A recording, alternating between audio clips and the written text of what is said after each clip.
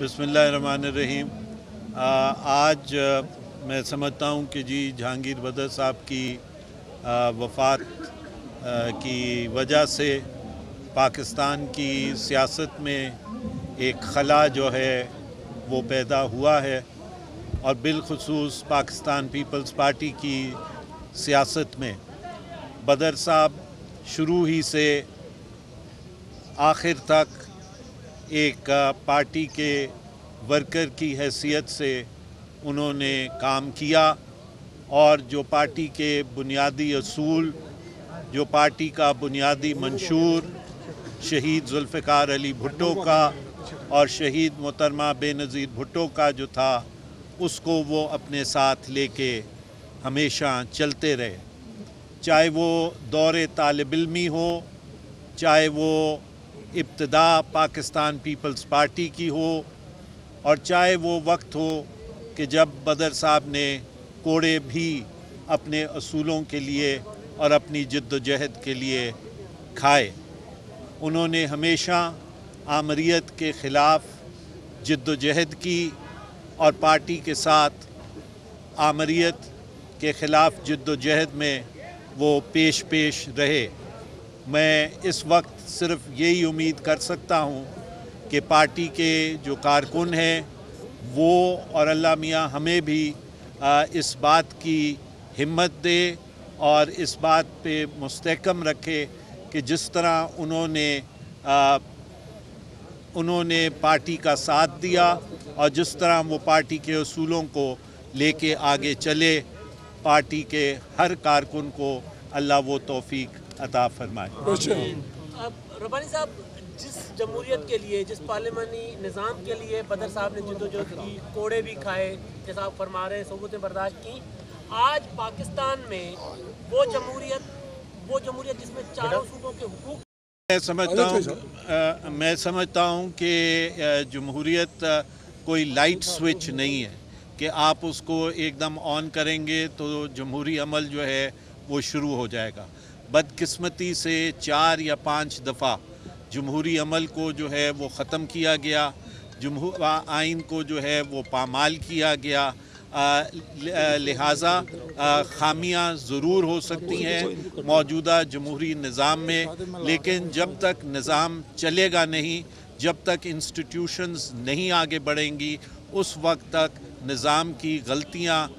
दुरुस्त नहीं हो पाएंगी और आइन की हुक्मरानी जो है वो सामने नहीं आएगी। मैं क्योंकि मेरा मनसब ऐसा है, लिहाजा मैं समझता हूँ कि ये मुनासिब नहीं होगा, लेकिन सुप्रीम कोर्ट आला तरीन आइन के तहत अदालत है और पाकिस्तान पीपल्स पार्टी की ये तारीख़ रही है कि सख्त से सख्त फ़ैसला आया, अदालती कत्ल भी हुआ, लेकिन हमने उसको आगे लेके चला। अब पट्टी साहब मेरा ख्याल है कि अगर अदारे अपना काम करते रहें और पार्लिमान को मज़ीद मजबूत बनाया जाए, पार्लिमान को मज़ीद फ़ाल बनाया जाए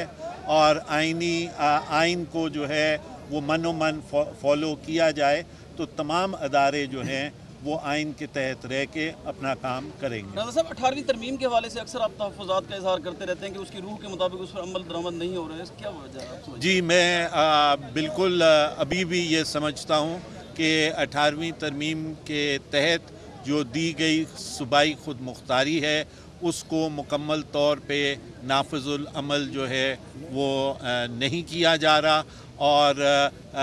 ये इस बात को हमें ज़हन नशीन करना चाहिए, ख़ास तौर पे उन क़ुव्वतों को जो इसकी सेंट्रिस्ट माइंडसेट रखती हैं कि अगर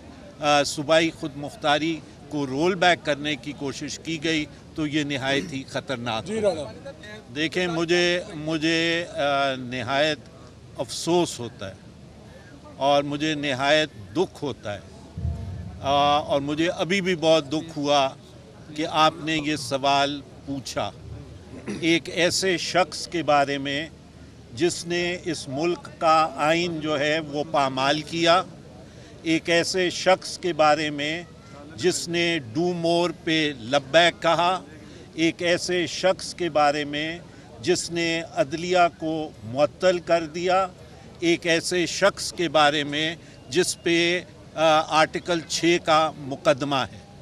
تو یہ نہایت دکھ کی بات ہے کہ ہم ایسی بات سوچ بھی سکیں کہ ایک ایسا شخص جس نے اس ملک کو تباہ کر دیا، اس کے بارے میں ہم سوچیں کہ وہ واپس آ کے کسی بھی صورت میں وہ واپس آ کے سیاست میں حصہ لے۔ میں سمجھتا ہوں کہ وہ آخری دن ہم سب سیاستدانوں کا ہونا چاہیے جبکہ وہ ایسا شخص اس ملک میں دوبارہ آ کے سیاست کرے۔ ربانی صاحب یہ بتائیے گا کہ کوئی بھارت کی طرف سے مسلسل جو ہے وہ بلا اشتعال فائرنگ جاری ہے، کیا حکومت کے پاس کوئی واضح پالیسی نہیں ہے کسی قسم کی کوئی کہ وہ اس سے بات چیت ہو سکے پراپر؟ دیکھیں، میں سمجھتا ہوں کہ بھارت مودی جو ہے وہ اس وقت ایک جنون کی کیفیت میں ہے، اور جو ہیومن رائٹس کی پامالی اس وقت آکیوپائیڈ کشمیر میں ہو رہی ہے، اس کی مثال جو ہے وہ دنیا میں نہیں ملتی۔ تھینک یو، بہت شکریہ۔